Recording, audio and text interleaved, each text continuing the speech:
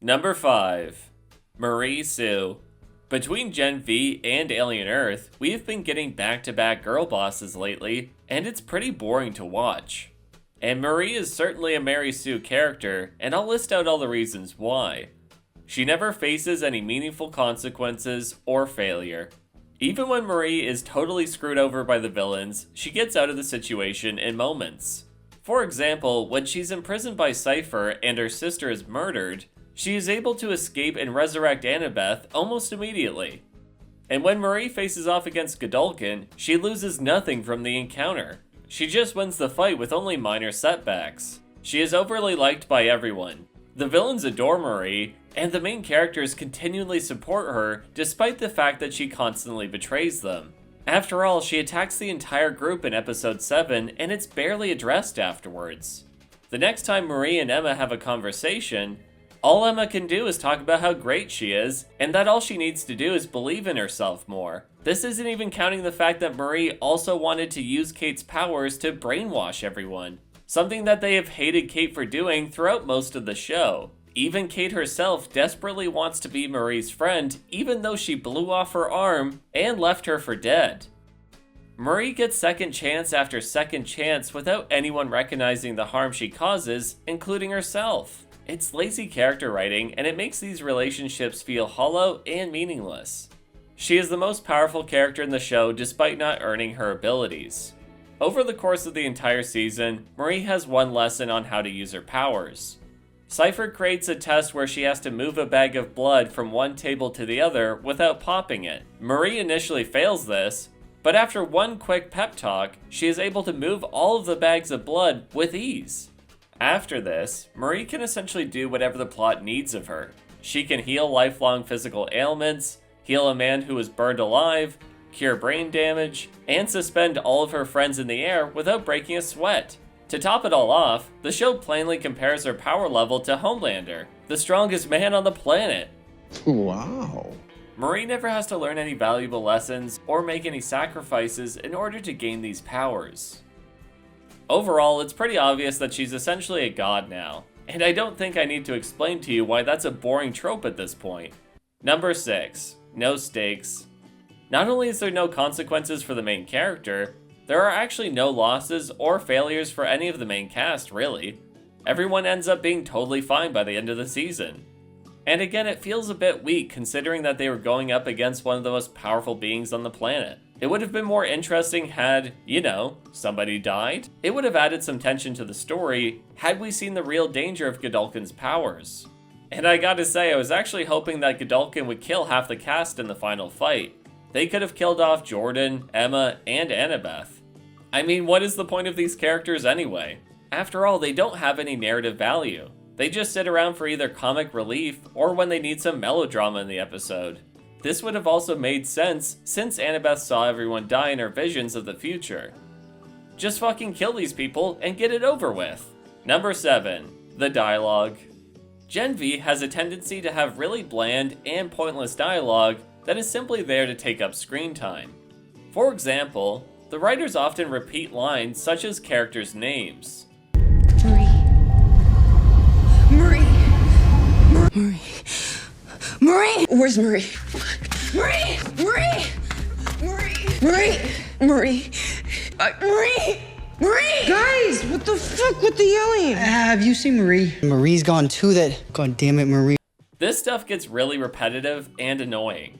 The only thing worse than this is randomly throwing in pointless social and political jabs in an effort to be edgy. For example, after Marie leaves Edgar's compound to go after Cypher, Annabeth has a vision of impending doom for everyone. This of course freaks her out, and so her and Jordan try to go find Marie. Marie. Marie. While they're on their way, Jordan says this. You're not one of those assholes who feel more comfortable when a dude's driving, are you? What? No. First of all, are you telling me that female drivers aren't terrifying? Second of all, are you actually accusing your female passenger of sexism here? Like this is the hill you're gonna die on. That the woman here is uncomfortable with you driving in your female form? Fucking hell. Not only does this little Reddit user comment make zero sense, but it also completely ignores the context of the situation. Annabeth is clearly concerned about what is happening with her sister. something Jordan is fully aware of and should be equally worried about. So how do you not put this together, you fucking prick? And how is the perception of female drivers what you're thinking about right now? At a time where the love of your life and the future of everyone you know is on the line, you are pondering Annabeth's social acceptability?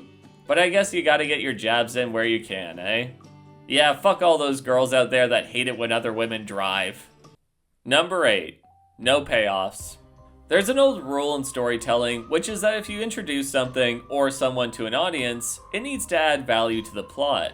In other words, you can't just have random shit tossed into the story for no reason.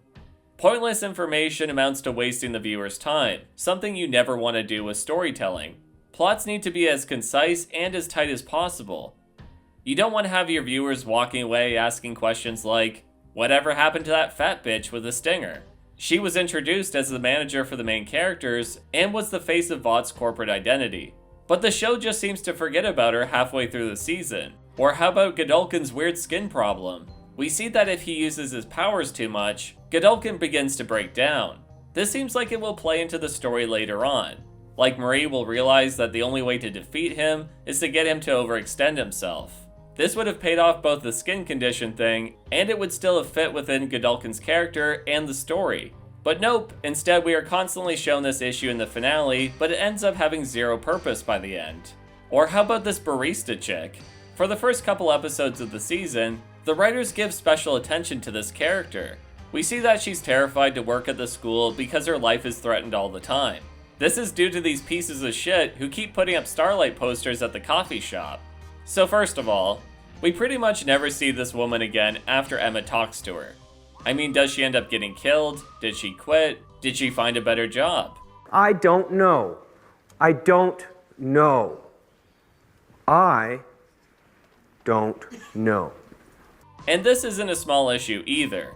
This character essentially represents what life would be like for humans in a world run by superheroes. Establishing what happens to her will be symbolic of what could happen to everyone else. She is in the story to establish the stakes for the world if Cypher and Homelander get what they want. Well, I guess we'll never know because the writers failed to follow through with the character. Then there's the fact that these two supposed rebels are total assholes because they keep terrorizing this poor woman. There is zero accountability in the fact that they are putting this barista's life at stake for no reason. After all, they could put up the flyers anywhere. It didn't have to be at the coffee shop. Even after Emma finds out about this, she doesn't berate them for their complete stupidity and immorality.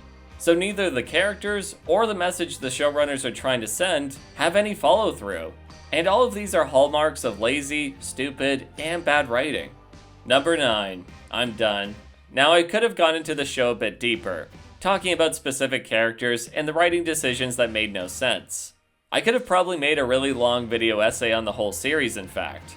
But at the end of the day, I just don't care enough anymore. The show's bad, and it's not worth my time, or anyone else's for that matter.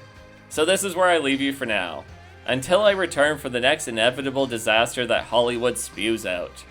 Which by my guess, isn't that far away. So like always, I'll see you on the next one.